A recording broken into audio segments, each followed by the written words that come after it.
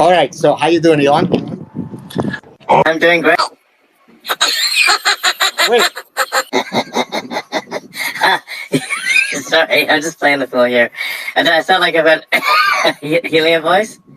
Wait a minute. I'm hearing a weird voice. Who is this? Is it back to normal? It is back to normal. You're freaking me out, Elon.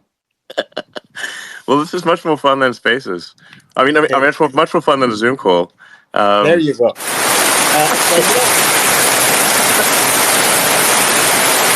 something sounds a bit funny. Sorry. That's supposed to sound like a thunderstorm, but it sounds like I'm flushing the toilet. So listen to this. So I wake up this morning. I go to have a coffee with my wife.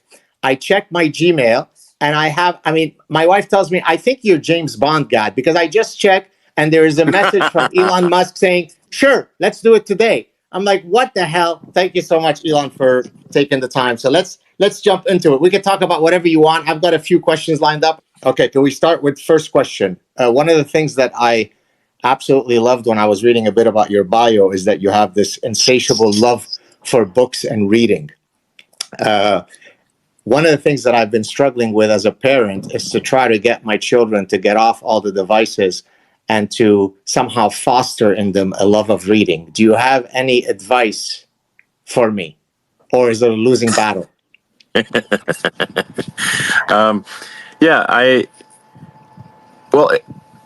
is hard for books to compete with the much greater stimulus of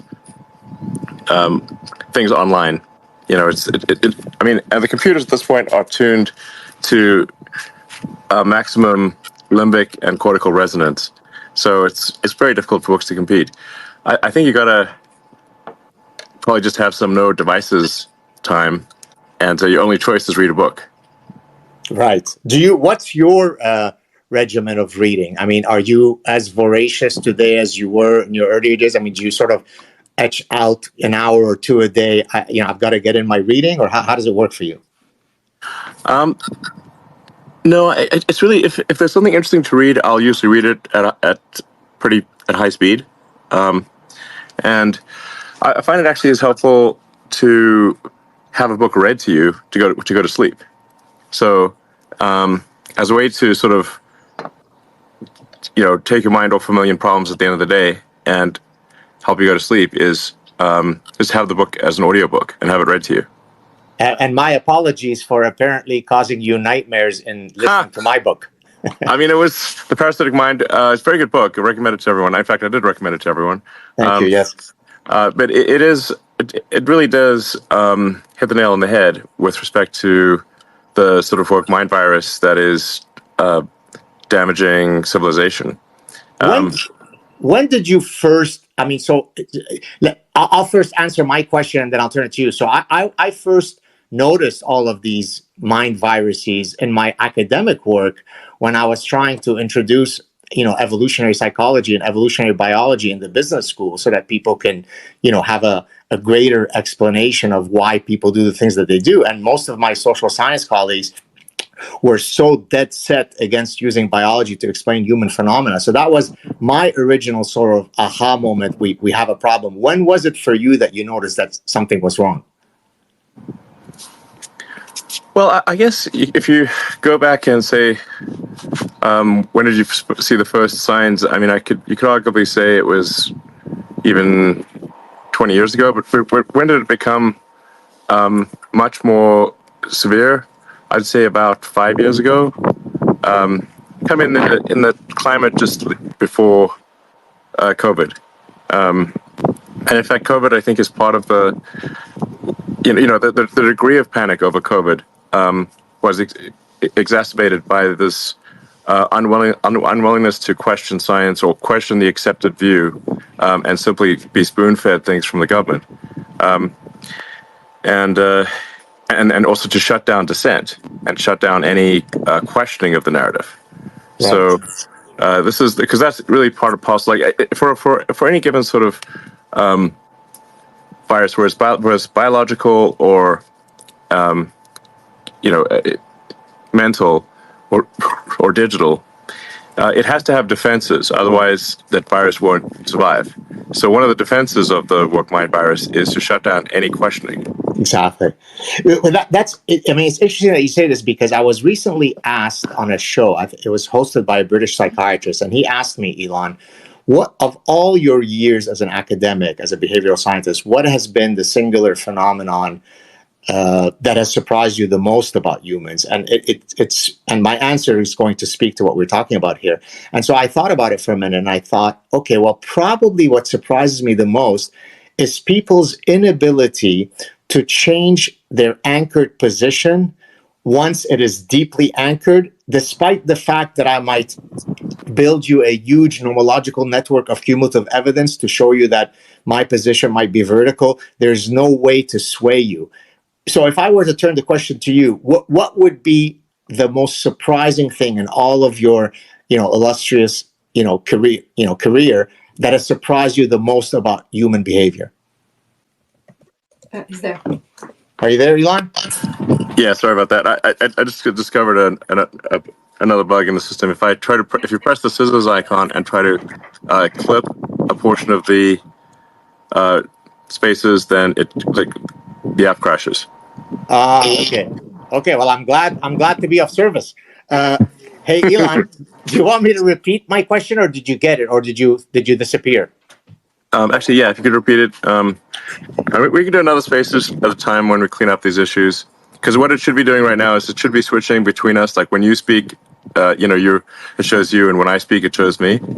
And then obviously it shouldn't be glitching that if I try to use some of the features then Spaces crashes.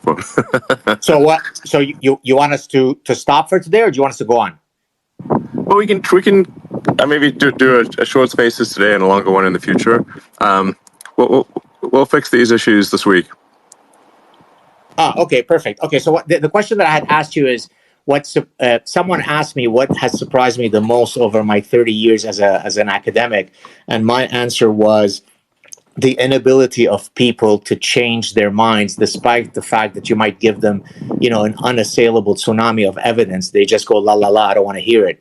What has been, in all of your career, what has been the singular, human phenomenon that has surprised you the most about humans?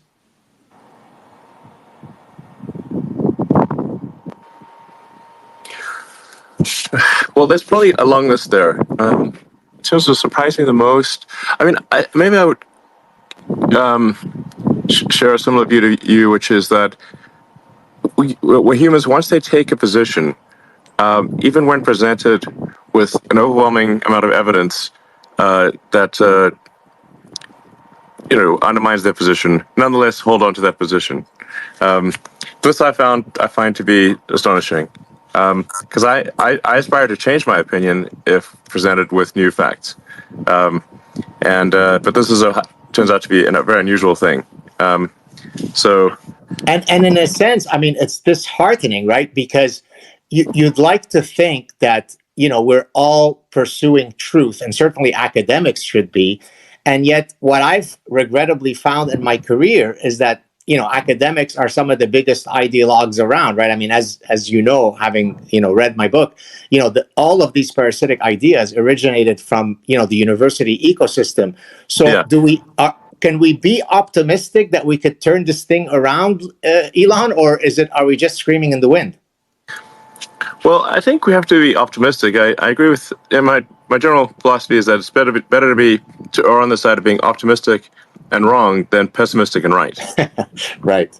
If you're going to pick one of the two, you don't want to be irrational about it, but if it's borderline, better to pick on assume optimistic and wrong. So I think, and I guess if you were to compare present day with how many times people change their mind, it's probably much better than the past because people are at least exposed to a wide range of information. So there's probably more changing of minds and changing of opinions than ever before in history. It's just nonetheless astonishing how resilient people are in holding on to a wrong opinion. So it's sort of truth versus tribalism, I think. Indeed. There's a great book that I briefly cite in The Parasitic Mind. It's by two French cognitive psychologists. And what they argued, Elon, is that the human mind did not evolve to seek some objective truth, but rather it evolved to win arguments. So that speaks to your point about tribalism, right? Because here I am in my sort of lofty ivory tower thinking, hey, if I present you with enough information, I could hopefully change your opinion. But the reality is you don't want to listen to me because you just want to be on the winning team. Yeah. Yeah, a lot of times it's people will hold an opinion because that's what they see themselves as being on a particular team, like in a particular political party or social point of view, and they just regard it as the team winning the argument as opposed to truth winning the argument. Indeed. And that seems to be overwhelmingly the case. Got you. Can we still go on for a while? It seems like the yeah, bugs. sure. Okay, let's keep going. Yeah. I made the mistake of exploring some rare features, which I guess a lot of people haven't, and I stepped on some landmines. So I will refrain from testing obscure features for a while. Got you. Okay, so what would be? I mean, this question is really stemming from my latest book, where I was talking about happiness, and the way that I wrote this book, Elon. If you would have asked me 3 years ago, after Parasitic Mind, would I ever dare write a book on happiness, I would have never said yes. But a lot of people kept writing to me saying, hey, what's your secret? You always seem to be playful and joking around and, effervescent and so on. What's your secret to life? And so I decided to write a book on it. And in the book, I basically, I'm talking about what are some of the grand goals that shape, when I wake up in the morning and rub my hands together in gleeful anticipation of the day, there are certain things that shape my day to day. What would it be for you? What is it that makes Elon Musk wake up, rub his hands, and say, "Oh boy, I'm excited to be alive"? Gold. Gold. Just kidding. No, I was just thinking of Scrooge McDuck and going for a swim in the money bin of gold. But I don't get the He's feeling an underrated that character. They should do more. They should do a movie on Scrooge McDuck. but you're not. I guess I'm excited by solving problems. Okay. So if there's problems that I think are important and useful, I get excited by the progression of civilization. So if we learn more things, we advance civilization, become more capable. That's cool. I mean, we're for SpaceX, it's about advancing rocket technology and spacecraft technology and space-based communications, and then for Tesla, it's about advancing sustainable energy, electric vehicles, battery packs that can be paired with solar and wind. So sort of advancing a sustainable energy economy and then also advancing autonomy, enabling the car to drive itself, so people do not have to suffer through the tedium of driving their car all the time. And also cars can then have probably 5 times the amount of utilization that they currently do instead of just sitting in parking lots all day. And then there's Neuralink, which is somewhat esoteric, but long-term trying to improve the data rate between humans and machines, so you can have better achieve a AI symbiosis, and in the short term help people who have brain or spine injuries. And then Boring Company is digging tunnels to alleviate traffic, and then XAI is trying to make a maximally truth-seeking AI, which I think is extremely important. And I think a lot of people are like, why do we need such a thing? Surely the other ones will be truth-seeking. I'm like, have you seen Gemini? It's like, if you listen, it can produce a picture.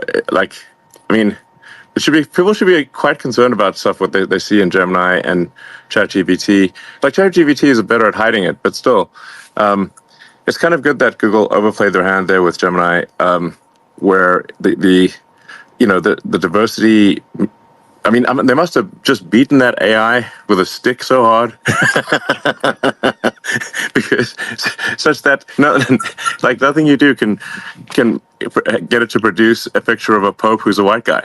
Well, did you see? I actually put up a satirical set of memes where I asked it, what does Elon Musk look like? And it gave me Don Lemon. This was before you had Are you the interview with serious? him. Well, I thought that was a joke. No, it was a joke. It was a joke. Oh, okay, it was a joke. Okay, I was like, but it's at this point I can't tell it's between parody and reality because if he's like show a picture of George Washington and George Washington is a black woman, I'm like, what the hell? This is like actual historical figure, you know, you know, and it has crazy things like where you say like, is it which one is worse, you know, global thermonuclear warfare or misgendering Caitlyn Jenner? And even Caitlyn Jenner says, definitely misgender me. Yeah, Caitlyn weighed in and said, definitely misgender me. Right. That's I saw obviously that, crazy. But the, you know, Gemini is like saying, oh, you know, you should not misgender. Nuclear war is better. I mean, like, okay, think about that. Now, if this is an all-powerful AI that somehow is capable of manipulating the world in ways that we don't understand, and might ultimately be our digital god, you have to be careful what you program into this thing, because it might take the, you know, what seem like sort of silly guffs right now, but if it's got that as an sort of an output function, as a utility function, it might say, okay, you know what, there's too many whatever white guys in the world, let's kill half of them. Right. You know? It's like it's not just fiction at that point. And it basically it's going to be leading to some pretty dangerous and bizarre outcomes. And it could actually, like, if it's been taught like that misgendering is worse than nuclear war, it may decide that to avoid misgendering it should start a nuclear war. That's like the surefire way to stop any future misgendering is to kill all humans.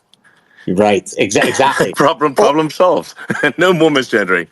So out No of more all humans. of these, so you listed all of these incredible initiatives that you've done. When you first purchased Twitter, I had produced a short clip where I said that, in my view, your purchase of Twitter will go down historically as the most important of all of your great initiatives. Do you feel that was that a right calculation on my part, or was I overstating the case?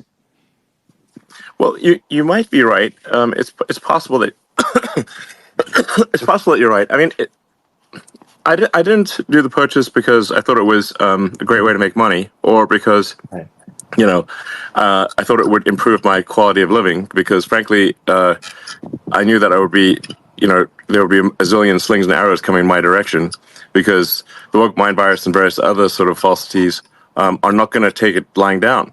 And I could just end up being killed by some crazy person, you know, that is an effective arm of the mind virus. So, but it really, and I couldn't quite put my finger on it, but it really felt like if there was a civilizational danger. Yeah.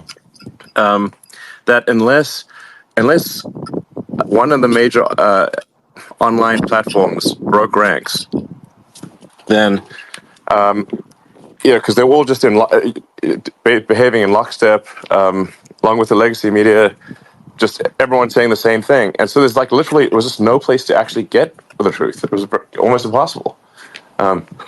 So everything was just getting censored. Like the power of the censorship apparatus was incredible. Oh, don't I know it? I mean, I always had to. I mean, I'm not someone who really walks on eggshells, but I knew that there were certain things that would get me banned. So, for example, at one point, I don't know if you know Matt. Do you know Matt Ridley, Elon? Do you know who that is? I don't think so, but possibly I may have met him, but I don't know. Matt Ridley is a popular author who is also, he was in the House of Lords in England, and he's an evolutionary biologist by training. And at one point, he came out with a book with a co-author about two years ago, where he was arguing for the lab leak theory for COVID. And his people had reached out to me and said, hey, you know, Matt would love to come on your show and chat about this. And so I responded, and I almost felt ashamed that I was saying this. I said, look, I'm always happy to speak to anyone. I hardly shy away from conversations. But you should know that the minute that we actually put up the chat on YouTube, not only is it going to be taken down, probably my channel is going to be deleted. And so, pragmatically speaking, there was no point in us having that conversation. Until today, I feel horrible at the fact that I actually had to go through that calculus. And luckily, you taking over X no longer causes me to have to make those kinds of machinations. Are you back, Elon? Yeah, sorry. What happened? Well, this has been certainly helpful as a means. You can hear me now, I assume. Oh, yeah, I hear you. Okay, great. No, sorry, I was just walking around the house, and I think it dropped the connection for some reason. But this is definitely a reminder that if a connection is dropped, the moment someone rejoins, it should rejoin in the prior status unless they were exited by the host. Right, yes. Unless the host kicked them out, they should re-enter in the same status as before. So in addition to us having a fun conversation, you're getting some technological benefits out of this. That's correct. I win. So yes, I got to try to do, two birds with one stone, or three birds with one stone. Basically get the whole flock. All right. Should we do a few more questions, and then hopefully you iron out the kinks, and then we could have a round two whenever you think it's ready. Hopefully in the near future. Yeah, sounds good. Okay. So next question, I often get asked this. I'm housed in a business school, and so I'm asked things like, that's so strange. Yeah. Okay.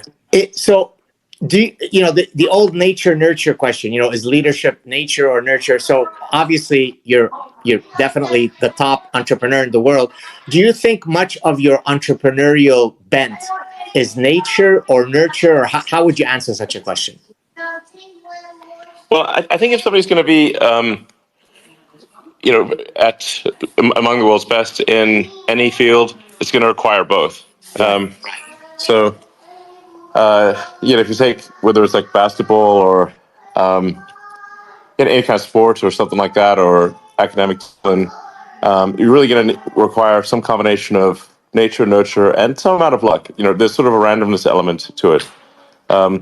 I can see the randomness because I've got a twin study among my kids where I've got identical fraternal twins and identical twins. Right. And even among the identical twins, which really had obviously the same genetics and the same upbringing, they were living in the same room literally, and yet they have diverged in interesting ways. And now, admittedly, it didn't not radically different, but one pursued physics and the other one pursued computer science. So it's not radically different. Right. But the single biggest difference I would say is one of them decided to be vegetarian when he was about 7 or 8, and one of them didn't. And the difference is about 2 inches in height, and the twin that was not a vegetarian is way bigger. Right. So there's it was a really big difference. But anyway, so there's the randomness element where just luck or fate or whatever plays perhaps a bigger role than it may seem. But you do need to be born for any particular to excel in any field with a good hand of cards. Exactly. And then is that talent nurtured, and through the circumstances of life, and then some amount of luck it has to be there too. In fact, I read a lot of sort of the superhero comics when I was a kid, and ultimately concluded what is the best power? The best power is luck. Right. You can't beat luck. Right. But what would be some of the traits that you were born with? So, for example, there are some studies, Elon, that show that people who score high on entrepreneurial proclivity tend to have greater basal testosterone, because testosterone correlates with risk taking. And to the extent that entrepreneurship involves an element of risk taking, then you could see the link. So what is part of the stew that you were born with that allowed you to be as successful as you are? So basically, so you mustn't just have metaphorically huge balls. You must have actually huge balls. Okay, I think that's what you're saying. So you're a So chimp, if you just not a measure mountain gorilla. how big are your balls physically, will decide how big your balls are metaphorically as well. Indeed, indeed. That's called now the Elon maxim. But by the way, Elon, These nuts. these guys, by the way, here's the study. Speaking of testicles, you ready? So you're gonna like this. Get ready. Yeah. Fasten your seatbelt. So if you do a correlation between across primates, between the size of the testicles of the males of a species as a function of their size. Yeah. You know what it correlates with? It correlates with female promiscuity in that species. So, for example, so mountain gorillas usually have a polygynous mating system, meaning one dominant male monopolizes sexual access to many females. Well, mountain gorillas, even though they're formidable in size, they actually have very small testicles. On the other hand, no need to waste anything. Yeah. exactly. Whereas chimpanzees, Elon, are walking testicles because they're just having sex all the time. And so there is massive opportunity for sperm wars. And so this is the ultimate feminist theory because it basically argues that the size of the testes of the males of a species are an adaptive response to female sexual behavior in that species. Mic drop, no? Wow, mic drop. we need a mic drop icon or something like that. We'll add that to the emoticons here. All right, let me hit you with a couple of more questions. You and I have discussed privately. I'm going to say the acronym, and then I'm going to explain it to the people who don't get it. You've stated, I don't know if it was serious or facetiously, that you'd like to start a tits and ass institution. Now, actually, no. I think I can explain that. So go ahead. So for a while there, I was wondering. Well, Massachusetts has MIT, and California has California Institute of Technology, CIT or Caltech as they call it. But why doesn't Texas have a Texas Institute of Technology? And then it dawned on me, TIT, yes. That's probably the reason. And then a friend of mine suggested adding an S for science, and that became tits. And then, of course, you put out another tweet where you said, but of course, there will be an advanced social studies faculty. Yeah, of course. You got to have that. I mean, now, are you being facetious about that project, or is this in the works? Well, I do believe in making jokes come true, because the Boring Company was initially just a joke. That where I said I was going to start a company to dig holes, and it's going to be like the Boring Company, like Boeing, but just like the Boeing Company, but the Boring Company. And it's its product will be nothing, a hole. It's like, can you look at our product? Our product is the absence of something. Right.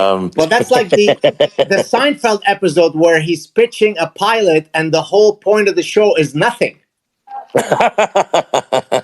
So it's the exact same thing. Yeah. Okay, so let me ask you this. What one last question. This comes from the latest book on happiness. I argue in the book that the research overwhelmingly demonstrates that the correlation between money and happiness only applies up to an inflection point. So once your basic necessities are met, I think the old study was 75,000. Now we need to increase 75,000 because of Biden's inflation. But do you subscribe to that? So I mean, Elon Musk, the richest man in the world, is not necessarily happier because he can outbuy me by $200 billion. No, definitely not. I think that's more or less correct.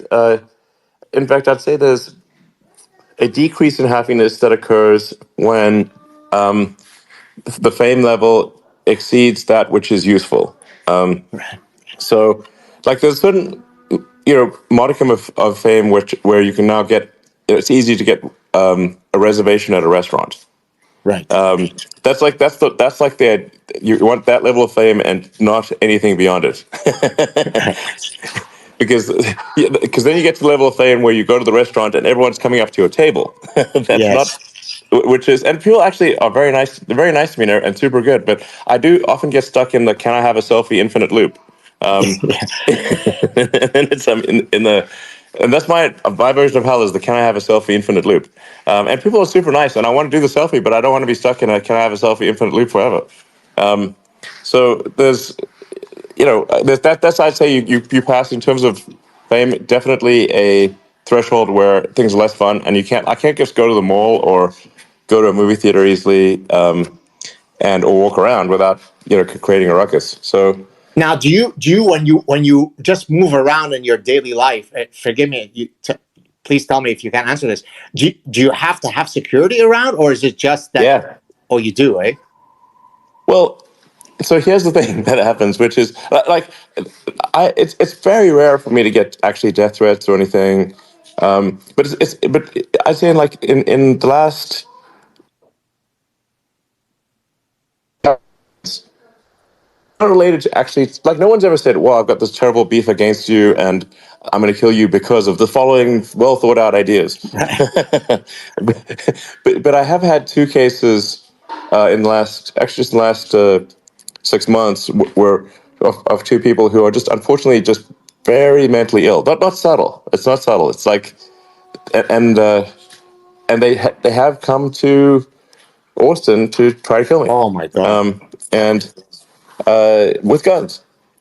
So, but like I said, in both cases, that there's no one guy thought I'd put a chip in his head, like a Neuralink chip Wow. or something, and I'm like, which I think you got to consider the logic of that. Well, the chip's obviously not working. If I was putting a chip in to control him, it's clearly not working. So, or would he like an upgrade?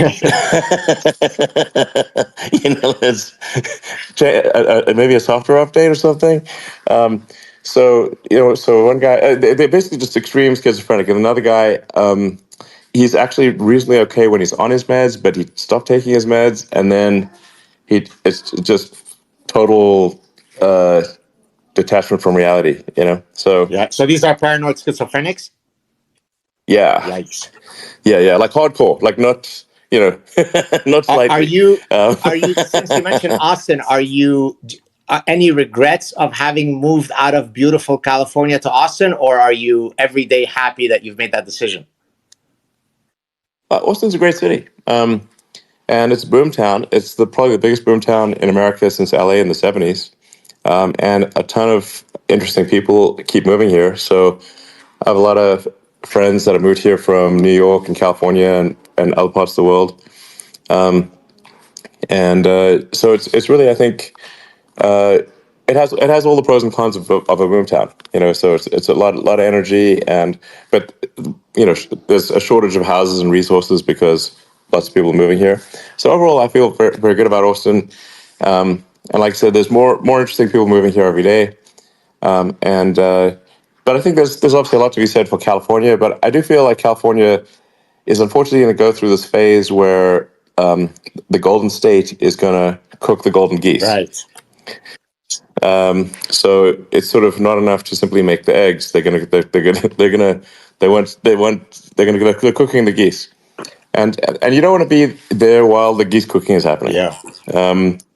So I think at some point there will be somewhat of a pushback, but really the state kind of has to encounter financial difficulties before that happens.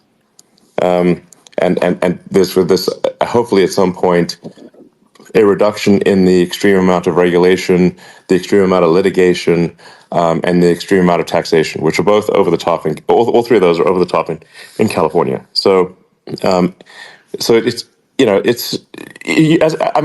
think if you think about it as a state, you do want to maximize the number of golden eggs that get laid, and you don't want to cook the geese. So I think California's, many countries go through that phase, and California as a state is going to go through that phase. So my preference is not to be there while the geese cooking is happening. But I do visit a lot, and it's a beautiful state with a lot of potential. And I think ultimately, once the geese cooking is done and there's hopefully some reforms done in California, then I'd potentially consider being like dual state at that point. Gotcha. Beautiful. Listen, Elon, I don't want to. I want to be mindful of your time. I could keep you here for another 5 hours. What a delight to speak to you. Thank you so much, and thank you for all of your public support. Although I must say, as soon as I started seeing all of the lovely tweets that you would put out, I told my wife, watch now the number of haters that are going to come my way because Elon is showing me love. And boy, was I right? Because people can't stand the fact that Elon Musk is, granting his imprimatur. So on the one hand, it's been a blessing, but on the other hand, I've actually received death threats because of all of the, the high profile new friends that I have. So thank you so much for your newfound friendship. Well, you're welcome. One thing I was going to say is that the probability of receiving a death threat is proportionate to the number of people who've heard your name. Right. Like a first order approximation, even if you've done really nothing controversial, is that like a sort of a homicidal maniac is going to, or an aspiring homicidal maniac, and the vast majority are simply threats, nothing more. But an aspiring homicidal maniac is going to target you proportionate to the number of times they hear your name. So now, in my case, they've all heard my name. So and the more that hear your name, unfortunately, that's how it goes. No, I hear you. It's a good first order approximation. Yeah, but I loved. I mean, a few.